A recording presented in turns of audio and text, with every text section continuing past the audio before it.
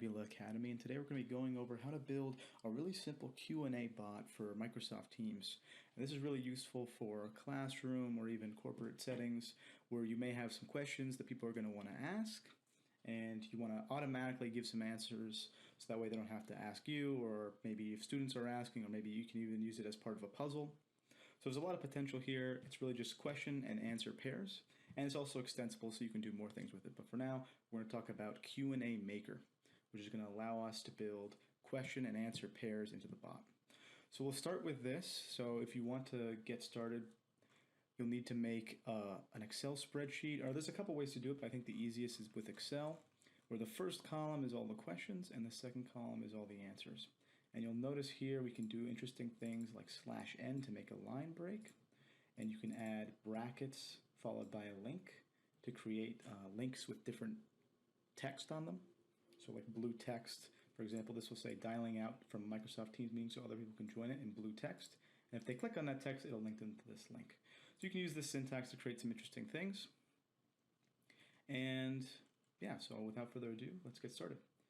So before we jump into Q&A Maker, you're going to want to make sure you have a Azure account on Microsoft. If you're a teacher, there are free services that Azure provides. You should be able to create a premium bot with no cost to yourself. So I will look into that. And once you have an Azure account, you can go to QnAmaker.ai. And on the right here, you're going to want to sign in to your Azure account. So you link your Azure account to Q&A Maker. And once you've done that, you should see this screen from data to bot in minutes, or you'll see my knowledge bases. Either way, go to create a knowledge base, or to go to, you can either hit get started to get to this page. And once you've done that, you can go to create a knowledge base, and you'll get to this page. So this is where most of the magic is going to happen. We're going to start with this really simple create a Q&A service. So this will bring us over to Azure and create a Q&A service. And then name the bot whatever you want. This what you name it here is not going to show up anywhere for the user, so it doesn't really matter. Just make it something easy to remember. If you don't have a resource group, you can hit create new, and that'll fill it out. Free should be fine for this.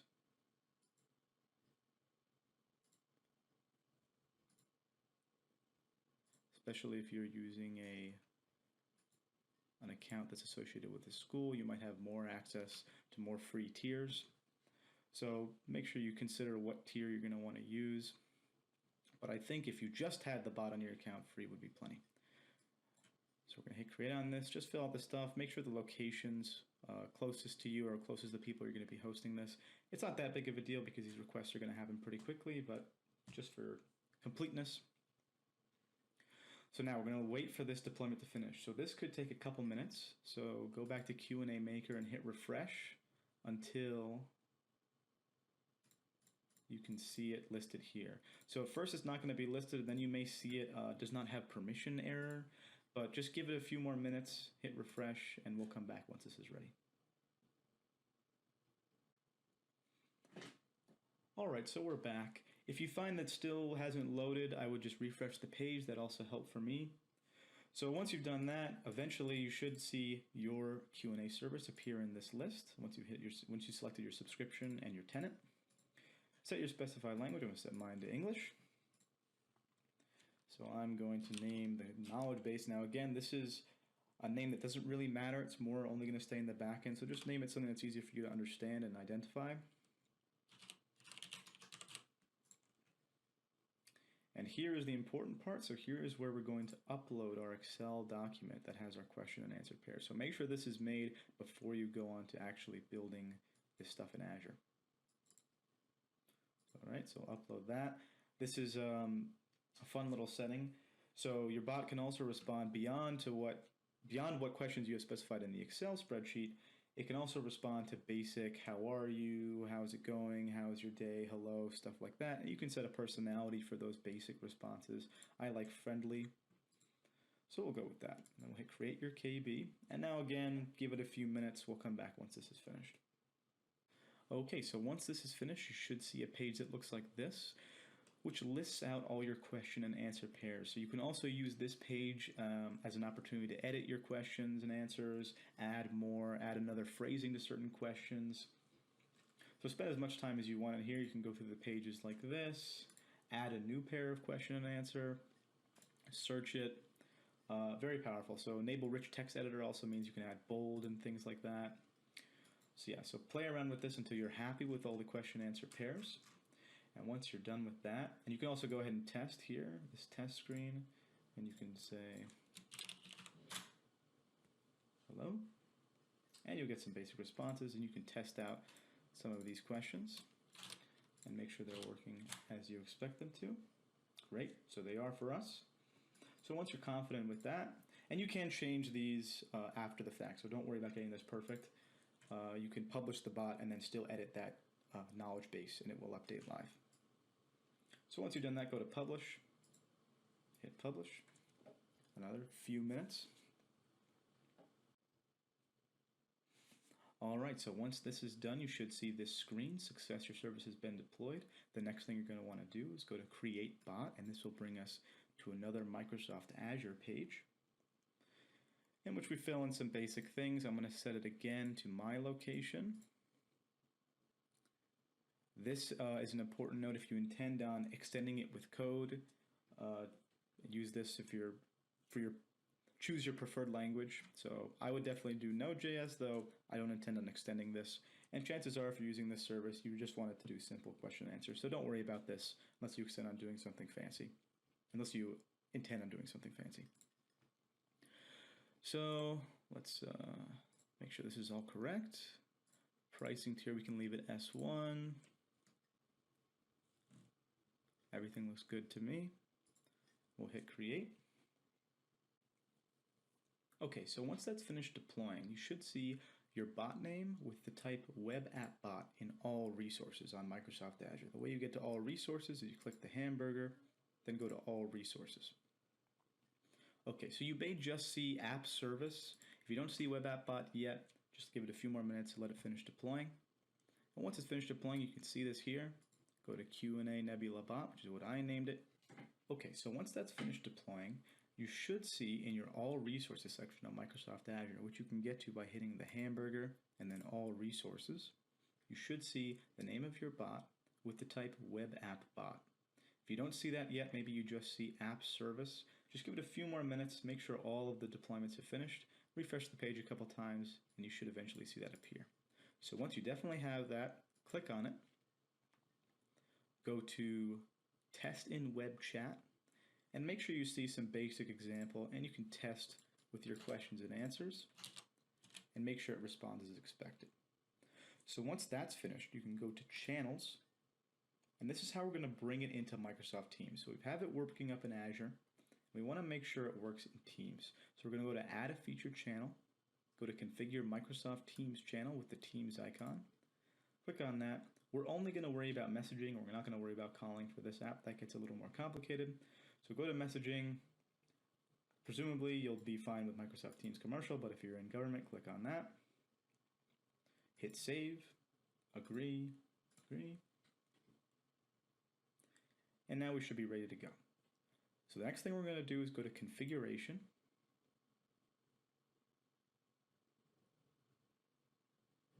And take note of Microsoft App ID. Either copy it now or copy it later. We'll come back to it once we need it, but we're going to come back to this number, or this ID. So next we're going to want to jump into Microsoft Teams. So the first thing we want to do is go to Apps and find App Studio and add that. Once we have that, this icon should appear down here. If it doesn't, click on this and go to App Studio. Go to Manifest Editor at the top of App Studio. Go to Create a New App and give your app a name. We're going to name it like that. This is not the app ID from before. We're just going to give it, generate a random one. Then for package name, this is with that format, so you'll start with com and then maybe your company name and then maybe something more specific. Hopefully you know what should go there. If you don't, just do com, then your website name, and maybe .bot or something like that.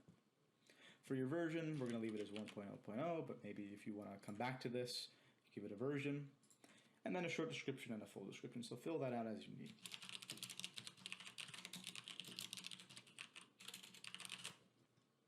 We're just going to leave in dummy information for now. So this will appear when you hover over it or when someone clicks on it in the App Store.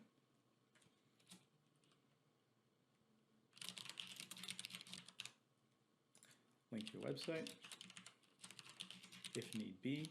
If you're just using this privately in like a classroom or just for your meeting or something like that, you don't have to sweat about these variables too much, especially the privacy statement in terms of use. Those only really matter if you intend to market this app, which we certainly don't. But if you do, then you're going to want to think about these things. You're definitely going to want terms of use in a privacy statement. And again, if you're going to market it, and it's just nice to have a little icon. So take note, you need this to be a specific resolution, 192 by 192. Beforehand, I made some icons. Great, and I'll set an accent color to something that fits our brand. So great, so populate these, it'll make it look nice. And once that's all finished, we can go to Bots, Setup, Existing Bot. So this is the bot that we have up here. Go back to grab this ID. So remember that's in QnA Nebula Bot, our web app bot, configuration, Microsoft App ID. So hit edit on that, copy it, and paste it right there. Now for scope, we're only going to worry about, we don't need to worry about calling, we don't need to worry about messaging or notifications or anything like that. For us, it's just a messaging bot. So I should say we don't worry about messaging. We don't worry about downloading and uploading files. So we do worry about messaging. And we're going to use it for all sorts of messaging. So we'll just have it in everything. And then we'll hit save. And all this stuff should populate nicely. If it is, you're doing well. And then you can go through these. For just a Q&A bot, you really don't have to worry about any of these. So if we're just doing Q&A bot, we can go straight to test and distribute. You can try to go for install. Most of the time I find this doesn't work directly. So instead you go to download, and then it'll go to your default download folder. Now, the next step is to add the app into your Microsoft Teams. Now the first thing you're going to want to do is go to apps and upload a custom app. Now there's a chance that you don't see this here. And if that's the case, go to admin.teams.microsoft.com. And hopefully you're a tenant admin. If not, contact your tenant admin and make sure that this setting is set properly. You need to go to the Microsoft Teams Admin Center, go to Teams Apps, then I believe it is Permissions Policies, right? Go to Global, and make sure Custom Apps is allowed. Now you may want to set up a special permission for teachers or something like that so that only they can upload custom apps, but figure that out with your team. In terms of members, you can usually just set it to allow anyone to upload custom apps because it's not a huge security risk because custom bots can't really access any information, so it's not a big sweat to just do allow. But if you're worried about it, you can set up custom permissions and make sure that only specific people have access to that. So for now, for our purposes, we're just going to do allow all apps. And maybe refresh this, close it and reopen it, and this should update, and you should see upload a custom app appear. So we're going to hit upload, go to our default downloads folder, click on the zip file that's the same name as our app, and we should have it appear right here. So it should be the most recent thing in your downloads folder. If not, it'll be the name of your app.zip. You can see the remnants of some test bots that we did before making this. And let this should load in a few. There we go. So now it's got a nice icon, and it's right in our apps. So now we click on this, go to add, and you'll be taken directly to a direct message. And you'll get a nice template introduction. And once more, you can test it. It can be a little slow to respond. It's not exactly instantaneous, but it works. And I'll answer your questions.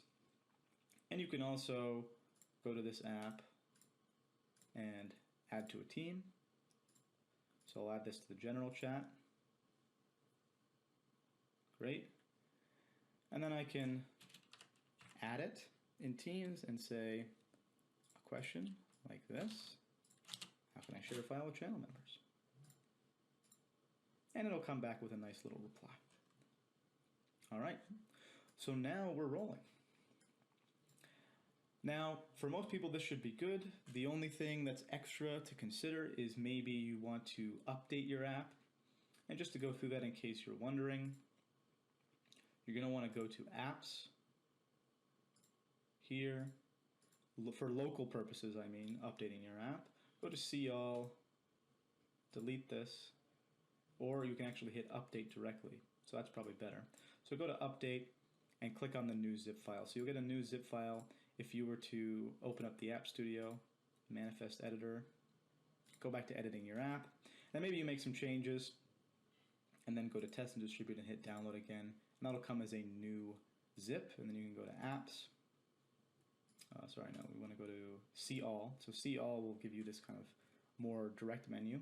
Right-click it, Update, and then double-click that new zip that just got downloaded. So that will update. Oh, and it'll say the version number needs to be different, which is a good note. So if you're curious about that, that just means in Manifest Editor, if you were to make any changes, they want you to update the version, which I think is smart. So yeah, so that's how it works. If any of this you feel is wrong, you can update it, change the version. And yes, you've got a fully working bot.